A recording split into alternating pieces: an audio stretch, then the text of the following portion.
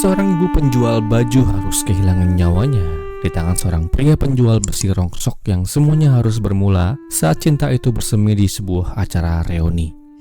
Tubuh malang si ibu yang telah memiliki 2 orang anak ini ditemukan terbujur kaku di sebuah kamar hotel yang ternyata bukan kali itu saja kejadian serupa pernah terjadi.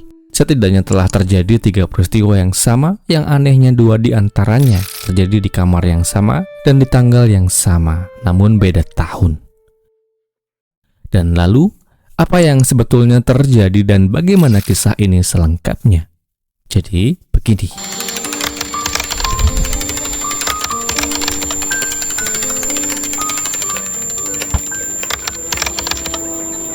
Di Desa Megawon, Kecamatan Pati, Kudus, Jawa Tengah, Pak Winarto 52 tahun hidup bahagia dengan Listifah 38 tahun istrinya dan 2 anak yang mereka besarkan dengan penuh cinta dan kasih. Para warga yang mengenal Pak Sutri lintas usia ini dikatakan mereka guyup, akur, dan sama-sama saling mengerti dalam situasi dan keadaan ekonomi yang mungkin tak menentu pada kala itu. Pak Winarto sendiri dikenal sebagai sosok suami yang sederhana dan tak banyak minta ini dan itu.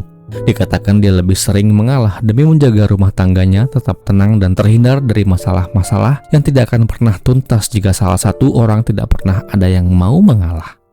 Selain itu, Pak Winarto juga sangat percaya kepada istrinya untuk membantunya dalam melakukan usaha pemenuhan kebutuhan ekonomi. Entah apa pekerjaan Pak Win pada saat itu, terbatasnya sumber pemberitaan membuat saya kesulitan mendapatkan informasi profesi apa yang dia tekuni. Namun yang pasti dari sumber pemberitaan media yang pernah publish, disebutkan bahwa untuk memenuhi kebutuhan ekonomi dan tetap terjaganya dapur yang wajib terus mengepul, Listifah membantu si suami dengan berjualan baju.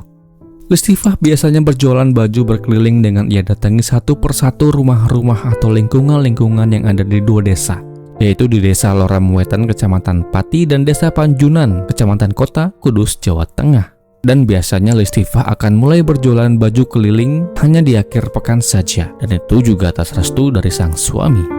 Jadi wajar orang-orang yang ada di seputar Kecamatan Pati dan Kota Kudus kenal betul dengan si ibu penjual baju keliling yang dikenal gigih berjuang ini. Selain ulet menjalani hari-harinya sebagai ibu rumah tangga dan juga sebagai penjual baju keliling yang getol, Mbak Lis, begitu panggilan akrabnya, merupakan orang yang tidak pernah lupa akan siapa ia di masa lalu. Tak putus hubungannya dengan kawan-kawan lamanya, meskipun kesibukannya cukup membuat Mbak Lis kadang keteteran menjalani beberapa aktivitas dalam satu waktu. Hubungan Mbak Lis dengan kawan-kawan lamanya tetap terjaga lantaran sifat dan pembawaannya yang supel, dan mau atau niat untuk seenggaknya tetap menjalin komunikasi dengan orang-orang yang dulu pernah dekat dengannya. Baginya pertemanan lama bukanlah sesuatu yang pantas untuk dilupakan begitu saja. Dari masa lalu, kita belajar banyak hal dan membentuk siapa kita di masa kini. Bukankah begitu? Nah, dari usaha yang niat itulah yang kemudian membuat Mbak Lis ditunjuk untuk menjadi seorang pengurus di dalam sebuah kepanitiaan acara reuni teman-teman SD-nya. Dengan ditunjuknya Mbak Lis sebagai panitia acara, membuat Mbak Lis lalu memutuskan untuk membuat sebuah grup WhatsApp yang ia beri nama Alumni SD Loram Kulon, yang berisikan teman-teman semasa sekolah dasar Mbak Lis. Tujuan dari Mbak Lis membuat grup WhatsApp itu adalah sebagai wadah saling tukar pendapat terkait bagaimana konsep, waktu, dan tempat acara reuni itu. Semua anggota bebas memberikan unek-unek terkait tentang konsepnya. Semuanya berjalan normal dan biasa-biasa saja. Namun dari banyaknya anggota yang telah terkumpul itu, terdapat satu kontak yang mencuri perhatian Mbak Lis. Sebab kontak itu selain aktif di ruang media online atau forum secara terbuka, juga kontak itu cukup aktif mengirimkan pesan-pesan secara pribadi kepada Mbak Lis. Ya, kontak itu adalah milik seorang teman lama Mbak Lis yang bernama Kiswanto Haryono alias Lekno bin Kasrin 39 tahun, warga Desa Loram Kulon, Kecamatan Jati, Kudus, Jawa Tengah. Singkatnya, setelah banyak melakukan koordinasi serta melakukan kerjasama yang apik, acara reuni itu singkatnya terselenggara dengan baik dan lancar-lancar jaya. Pertemuan temu kangen itu membawa banyak sekali kesan dan pesan bagi mereka yang hadir. Utamanya dikarenakan telah bertahun-tahun lamanya, teman-teman lama tak pernah saling bertemu dan saling cerita kehidupan masing-masing. Namun entah ada rasa apa atau ada angin apa yang membuat pertemuan reuni dan percakapan yang awalnya hanya sekadar bertanya kabar itu lama-lama menjadi sebuah hal yang selalu mereka tunggu untuk muncul di notifikasi handphone mereka tiap detiknya. Ya, dari pertemuan dan chat pribadi itu membuat Mbak Lis dan Letno kemudian saling jatuh cinta. Sebuah rasa yang dulu mungkin pernah ada di antara mereka, tapi dulu mungkin.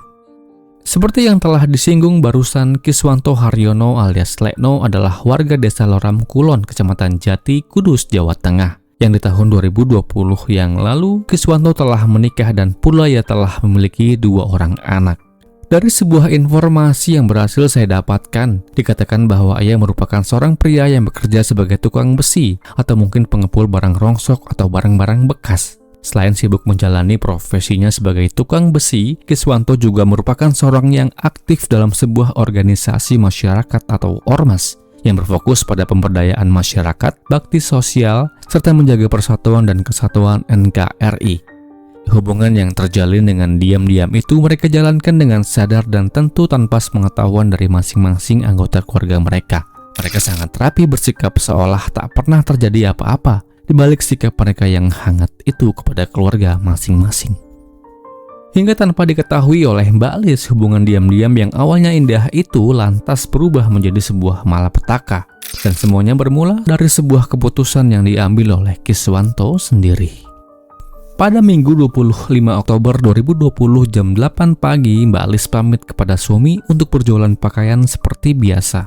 Dengan ia pacu sepeda motor Honda Vario yang ia miliki, ia bawa barang dagangannya di belakang. Mbak Lis kemudian mulai menyambangi satu persatu pelanggannya di Desa Loram Wetan dan Desa Panjunan, Kudus. Menjelang malam, Pak Winarto mulai resah dan gelisah. Tatkala waktu menunjukkan jam 9 malam, yang dimana istrinya Listifah belum juga pulang dari berjualan baju. Sempatlah dia menghubungi nomor handphonenya yang kala itu aktif namun tak mendapatkan respon apa-apa. Selain itu, Pak Winarto juga sempat bertanya kepada tetangga-tetangga yang ada di kanan dan kirinya. Hingga akhirnya esok harinya, Pak Winarto kemudian melaporkan hilangnya istrinya Listifah kepada pihak yang berwajib. Dia melaporkannya kepada pihak polisi di Polsek Jati. Setelah laporan itu dibuat, kurang lebih 1 jam kemudian petugas polisi dari Polsek Jati mendapatkan sebuah laporan dari seorang pria yang bernama Yogi yang mengaku sebagai staf sebuah hotel. Dia mengatakan bahwa dia baru saja menemukan tubuh seorang wanita yang tak bernyawa di dalam kamar 105 Hotel Mahkota. Sontak dengan membawa laporan data dari Pak Winarto, petugas kemudian segera meluncur ke lokasi untuk memastikan dan mencocokkan serta melakukan tugasnya dengan presisi. Dan singkatnya benar saja, setelah menyisir TKP di kamar 105, petugas menemukan sebuah fakta bahwa korban yang ditemukan di pagi itu tak lain dan tak bukan adalah Listifah, sosok istri yang dicari-cari keberadaannya oleh Pak Winarto. Kabar itu tentulah membuat betapa hati Pak Win selaku suami menjadi hancur berkeping-keping, apalagi setelah ditambah dengan sebuah fakta yang kemudian terungkap. Sebuah fakta bahwa pelaku dalam kasus ini tak lain dan tak bukan adalah pacar gelap Listifah alias Mbak Lis, si penjual baju keliling. Jadi begini kronologinya. Pada Minggu 25 Oktober 2020, Kiswanto menghubungi Listifah dan mengajaknya bertemu di Hotel Mahkota jam 2 siang. Ajakan itu disetujui oleh Mbak Lis tanpa menaruh curiga apapun kepadanya. Kiswanto datang lebih dulu menggunakan sepeda motor miliknya tanpa plat nomor. Ia langsung bawa langkah ke bagian front office dan singkatnya dia mendapatkan kamar nomor 105.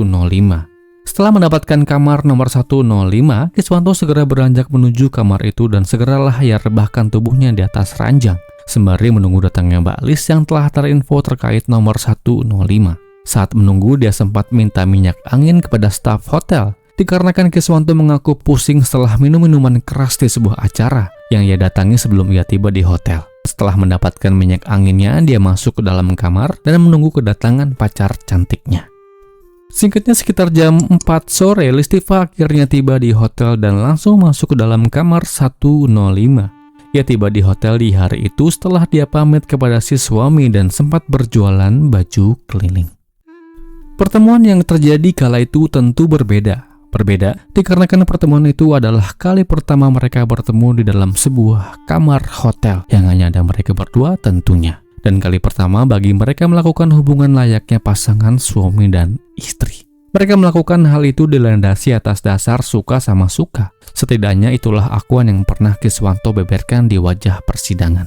Setelah selesai singkatnya, Kiswanto mulai membicarakan soal hubungan mereka yang sudah ternyata penting ini. Ternyata telah diketahui oleh istrinya. Istri Kiswanto mengetahui hubungan gelap itu setelah ia cek semua percakapan manis dan menggelikan itu di dalam handphone milik Kiswanto. Lantas setelah mengetahui perselingkuhan itu, si istri minta kepada Kiswanto untuk memutuskan hubungan itu dengan Mbak Lis. Apapun alasannya, harus putus, titik. Dan atas dasar itulah yang lalu membuat Kiswanto mengajak Mbak Lis untuk bertemu di kamar hotel hanya untuk mengatakan putus. Dia nggak sanggup lagi untuk melanjutkan hubungan itu dan tegas mengatakan mau bubar saja. Mendengar hal itu, Listifah menolak dan sempat marah kepada Kiswanto. Percakapan keduanya berubah menjadi cekcok hingga emosi Kiswanto ikut terpancing. Nah, di dalam kondisi yang tak terkendali itu, kemudian Kiswanto duduk di samping Mbak Lis dan dengan spontan dia katakan dia lalu menekan bagian dada dan atas leher Mbak Lis dengan dia gunakan kedua tangannya. Tekanan itu tanpa Kiswanto sadari begitu kuat menahan laju nafas Mbak Lis, hingga membuat Mbak Lis kesulitan bernafas hingga tubuhnya perlahan melemas lemah dan tak bergerak lagi. Mendapatkan Mbak Lis diam dan tak sama sekali merespon panggilan dan sentuhan Kiswanto, mulai paniklah dia. Dalam keadaan panik, dia sempat mengoleskan minyak kayu putih milik staf hotel ke bagian dada dan leher Mbak Lis untuk memastikan kondisinya. Namun tetap, Listifah tak memberikan respon apapun, dan saat diperiksa lebih dalam, Mbak Lis sudah tak bernafas lagi. Dia dipanggil Tuhan Yang Maha Kuasa, saya ucapkan duka yang mendalam. Semakin panik dia menyadari perginya Mbak Lis dengan tangannya sendiri, alih-alih minta bantuan atau melapor kepada pihak hotel, Kiswanto malah meninggalkan kamar jam 5 sore. Sebelum pergi dia sempat mengatakan kepada staf hotel bahwa dia mau pergi sebentar dan belum mau check out, lalu pulang dan tak kembali lagi ke dalam hotel dan selesai. Esok harinya petugas hotel mulai curiga dikarenakan kamar tak kunjung dibuka meski telah diketuk berkali-kali. Singkatnya, setelah dicek bersama dengan pihak polisi, Listifah ditemukan sudah tak bernyawa dalam kamar 105. Hasil pemeriksaan medis lalu menyatakan bahwa korban tiada dikarenakan tekanan pada bagian leher dan dada, menyebabkan korban kehabisan nafas. Temuan ini merupakan temuan ketiga di sepanjang berdirinya hotel. Kembali dari informasi yang saya dapatkan, dikatakan korban pertama ditemukan di TKP pada tahun 2014, di tanggal 26 Oktober 2016 di tanggal yang sama. Di kamar 106 atau kamar yang lokasinya di depan kamar 105, kamar di mana Mbak Lis ditemukan. Sedangkan peristiwa kedua adalah terjadi pada tanggal 18 Januari tahun 2022. Dan akhirnya pada tanggal 26 Oktober 2020 di kamar 105 atau kisah yang teman-teman dengarkan pada saat ini. Tidak sulit untuk menangkap dan meringkus Kiswanto, sebab dari tayangan CCTV jelas rekaman itu merekam detik-detik datangnya ia hingga perginya ia meninggalkan hotel. Kiswanto diamankan dan diringkus di rumah temannya di Jalan Raden Ayu Melati. Ia nggak bisa berkutik ketika ditanya siapa dirinya, di mana rumahnya, dan kenal nggak sama Mbak Lis atau Listifah. Kiswanto singkatnya ditetapkan menjadi tersangka dan dia dijerat dengan pasal penghilangan nyawa 338 dan dengan ancaman hukuman 15 tahun penjara. Di dalam persidangan yang kemudian diadakan di Pengadilan Negeri Kudus melalui majelis hakimnya, kemudian menjatuhkan vonis kepada Kiswanto Haryono dengan hukuman 10 tahun penjara. Demikianlah kisah ini. Semoga akan terus ada pelajaran yang bisa kita ambil dari kisah ini. Dan kisah ini pun berakhir